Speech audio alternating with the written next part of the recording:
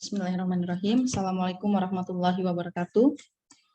Selamat pagi dan salam sejahtera untuk kita semua. Pada hari ini kita bertemu kembali dalam mata kuliah Dinamika Kelompok dan dengan pembahasan terkait konflik yang ada di dalam sebuah dinamika kelompok. Oke, tema umumnya adalah konsep dasar konflik. Dua hal yang akan kita pelajari, yang pertama adalah memahami konflik, kemudian yang kedua berbagi nuansa dan sudut pandang konflik. Tentunya di masing-masing mahasiswa sudah memahami dan mengetahui apa itu konfliknya. Konflik itu biasanya sebuah permasalahan yang terjadi di tengah-tengah antara individu dengan individu lainnya maupun antara individu dengan kelompok dan kelompok dengan kelompok yang lainnya. Jadi sebagai pengantar, kita perlu memahami konflik secara definisi atau kontekstual. Konflik merupakan hal yang wajar karena setiap individu memiliki kepentingan yang berbeda-beda. Dan saat kepentingan antar individu maupun antar kelompok lainnya saling berbenturan, maka biasanya terjadilah sebuah konflik. Konflik ini terjadi akibat adanya perbedaan sosio-kultural, politik, ekonomi, dan ideologi di antara berbagai komunitas masyarakat dan tidak dapat dipisahkan dalam hakikat keberadaan manusia dalam kehidupan kolektif. Jadi biasanya memang dalam sebuah kehidupan dan keberadaan manusia tidak lepas dari yang namanya konflik. Namun biasanya bagaimana caranya untuk seseorang atau sekelompok manusia itu mampu menyelesaikan konflik dengan solusi yang terbaik. Oke, istilah konflik berasal dari kata konfliger, yang artinya adalah saling mengejutkan. Konflik dapat diartikan sebagai pertentangan kepentingan oleh pihak yang berbeda.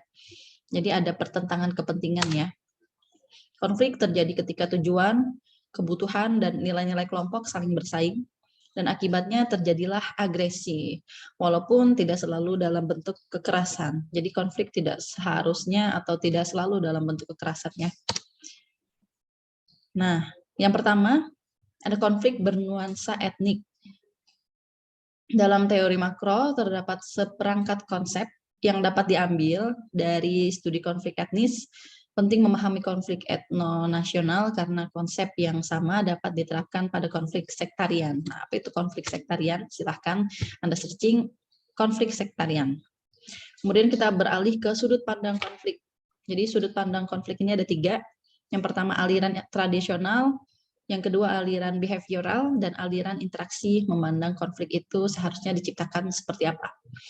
Kita akan fokus pada sudut pandang yang pertama, yakni aliran tradisional, yang memandang konflik adalah hal yang tidak baik, tidak menguntungkan, dan tidak menimbulkan dan dapat menimbulkan kerugian, sehingga konflik harus dihindari, dicegah, dan diatasi. Kemudian beda lagi dengan sudut pandang yang kedua, aliran behavioral, memandang konflik merupakan hal alamiah dan wajar terjadi karena konflik tidak selamanya merugikan, tetapi juga dapat menguntungkan.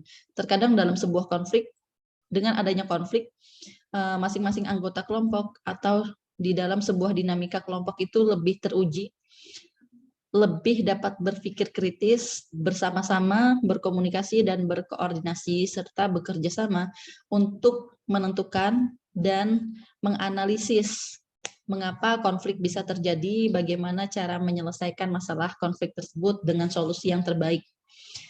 Itu menurut aliran behavioral. Kemudian kita beralih ke aliran interaksi.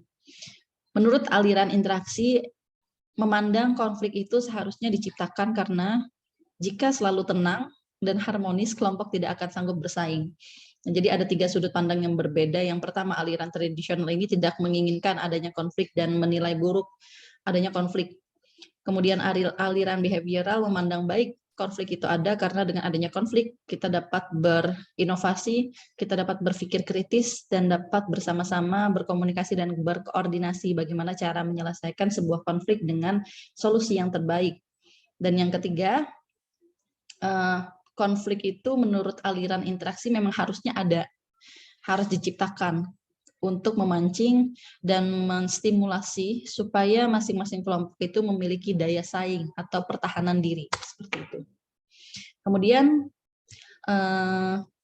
dalam perkuliahan online yang akan direncanakan offline, yang akan direncanakan dalam waktu dekat ini, peran Anda sebagai calon ahli kesehatan masyarakat menyelesaikan konflik yang mungkin terjadi saat protokol kesehatan tidak diterapkan dengan baik dan benar, bagaimana? Silahkan tinggalkan jawaban Anda pada slide terakhir dalam modul ini. Terima kasih banyak atas perhatiannya. Mohon maaf jika terdapat kekurangan. Akhir kata, wassalamualaikum warahmatullahi wabarakatuh. Selamat pagi dan salam sejahtera bagi kita semua.